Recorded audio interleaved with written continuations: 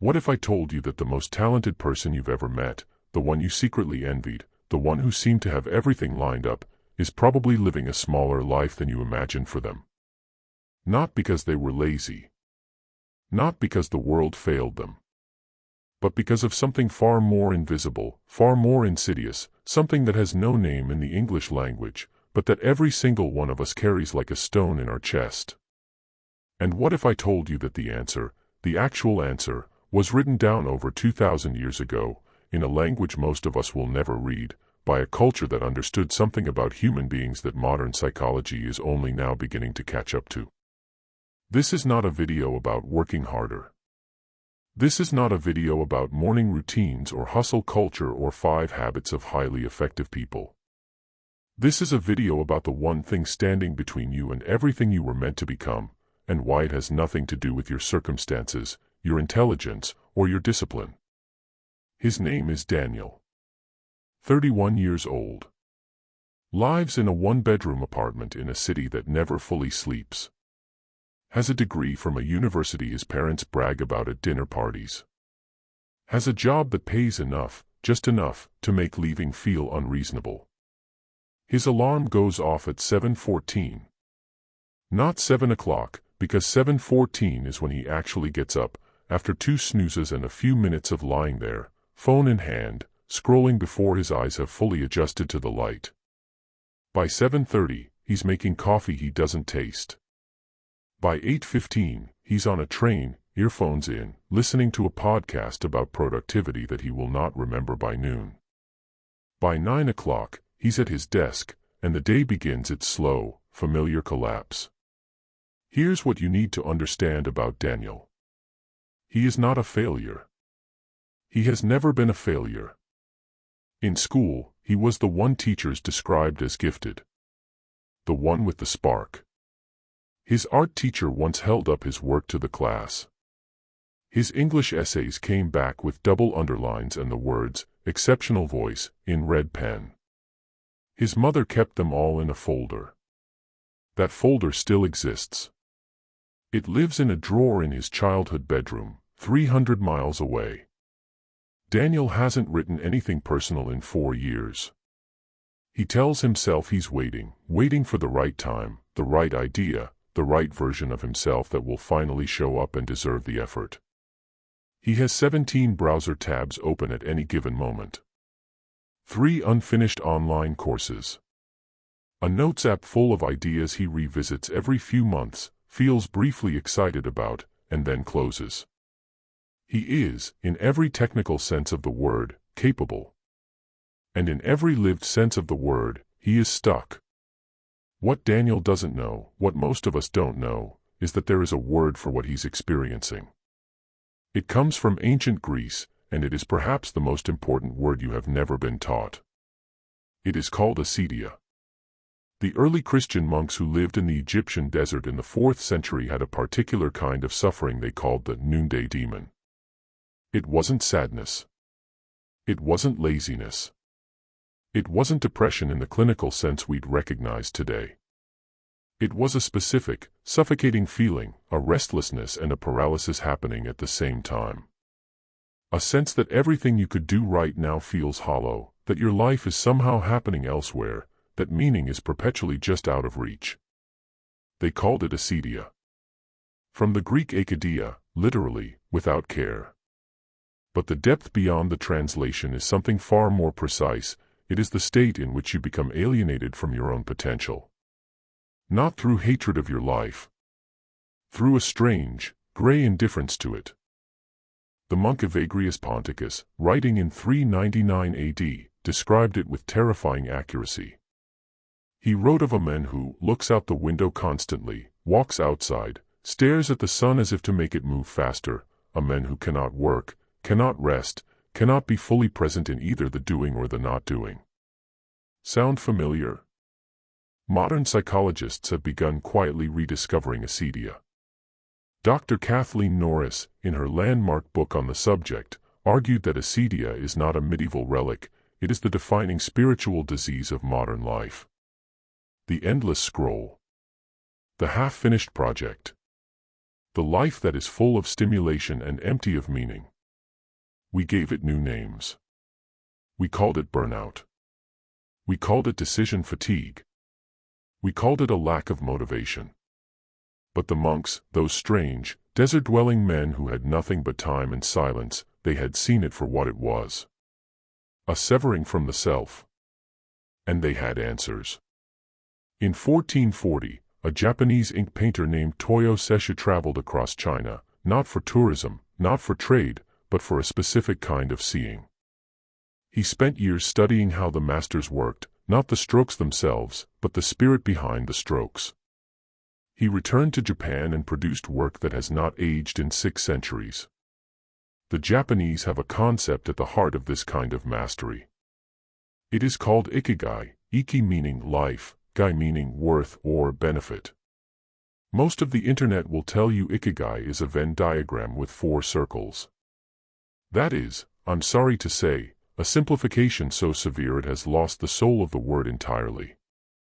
In Okinawa, where people consistently live to over 100, in one of the most studied longevity zones on Earth, Ikigai is not a career framework.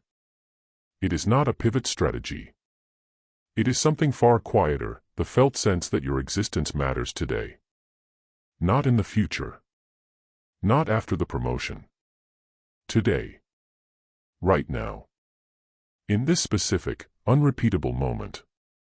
Dr. Ken Magi, a Japanese neuroscientist, spent years studying Ikigai and found that the people who embodied it most fully shared one radical behavior: they were fully present to small things.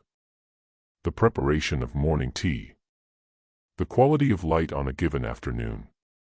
A conversation that deserved full attention. They were not waiting for their lives to get big enough to matter. Now hold that thought, because it connects to something even older. It's a Thursday in November when Daniel's life cracks open. Not dramatically. Not in the way you'd write it if you were making it up. There's no car crash, no sudden loss. What happens is smaller than that, and therefore, somehow, more devastating. He's on a video call. A presentation he's been building for 3 weeks. The file corrupts. 40 minutes before the meeting. He manages to reconstruct it from an old version. The meeting goes fine. His manager nods and says, "Good work," and something inside Daniel goes very, very quiet. Good work. For something he rebuilt from memory in 40 minutes. For something that isn't close to what he's actually capable of. He sits at his desk after the call ends and he doesn't reach for his phone. He just sits. He doesn't fully understand it at the time, the sitting, the stillness, but something in him knows that the way he has been living is not a temporary condition waiting to end. It is the default. And the default will continue until something changes. That evening, he walks farther than usual. He ends up in a used bookshop on a street he's passed 100 times but never entered. The kind of shop that smells of dust and time and other people's underlined sentences.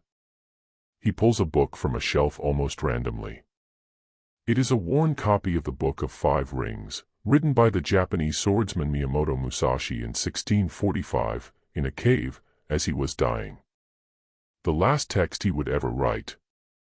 Daniel reads the first page standing in the aisle. He buys it.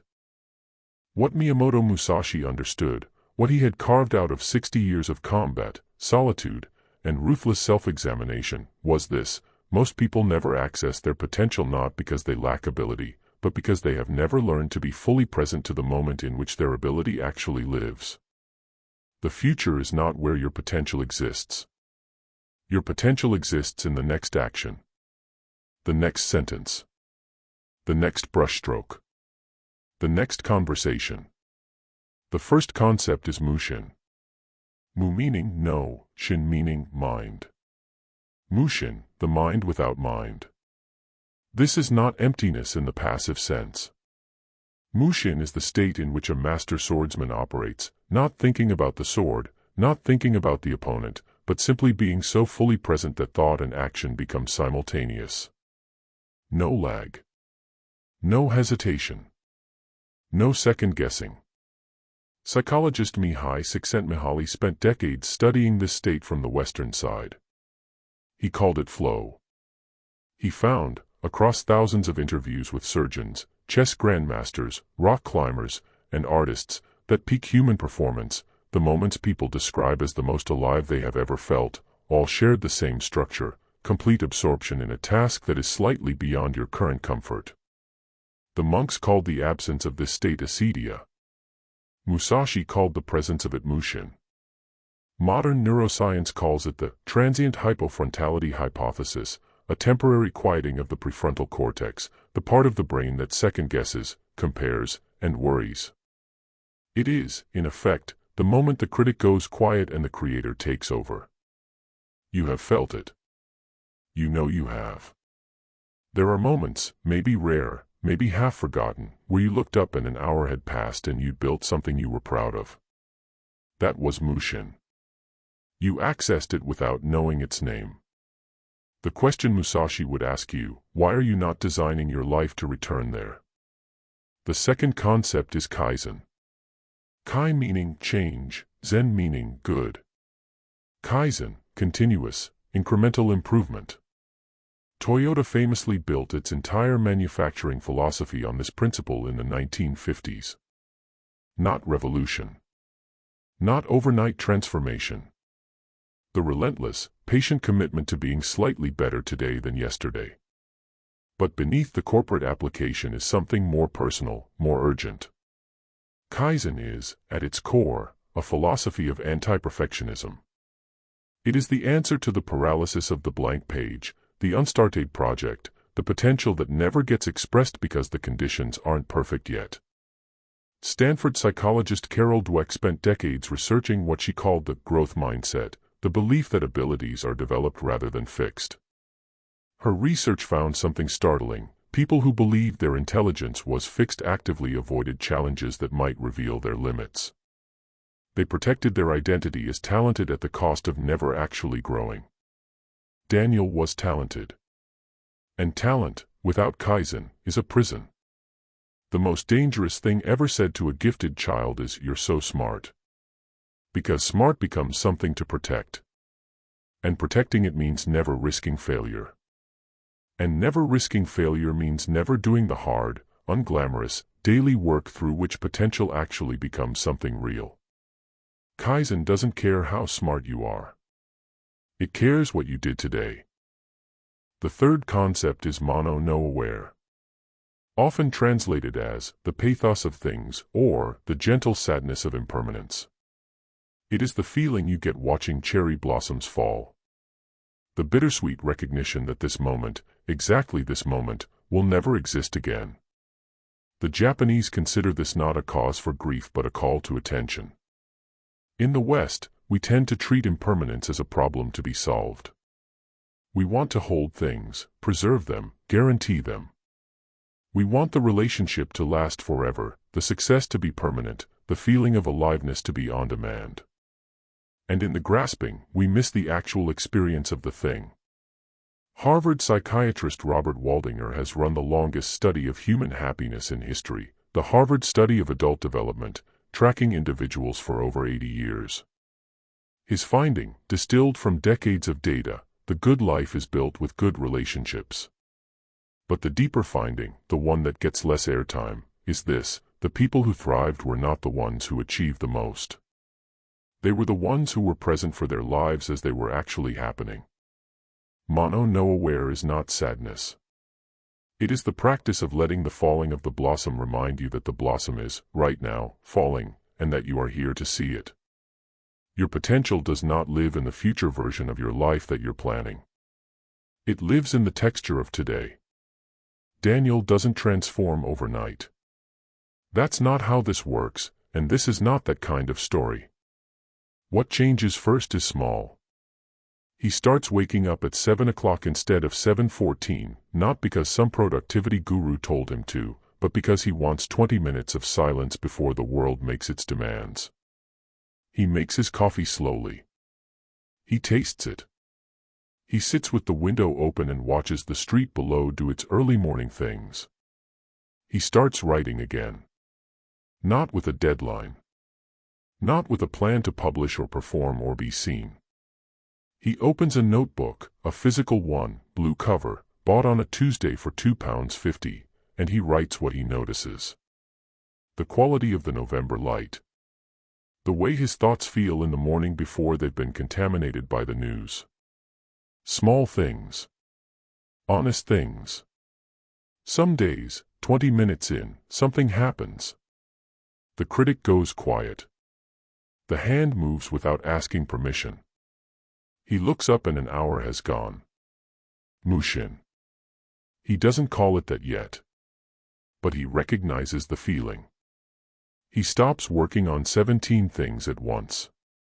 He picks one, a piece of writing, longer than anything he's attempted in years, and he works on it for 30 minutes a day. That's it. 30 minutes. Kaizen. No grand gesture. No announcement. Just the daily visit. 3 months later, the piece exists. It is not perfect. He knows it is not perfect. He publishes it anyway, on a small platform, to an audience of no one in particular. 2 people write to him. One of them says, "This is the first thing I've read in months that made me feel less alone." He reads that message on a Tuesday morning with his coffee. The light is gray. The street below is ordinary. And Daniel feels, with a clarity he hasn't felt since he was a boy holding up a piece of art for his teacher, that he is, at this moment, exactly where he is supposed to be. Mono no aware. The moment, impermanent and complete. The wasted life is almost never wasted through dramatic failure. It is wasted in the 10,000 small hesitations. The project not started. The call not made.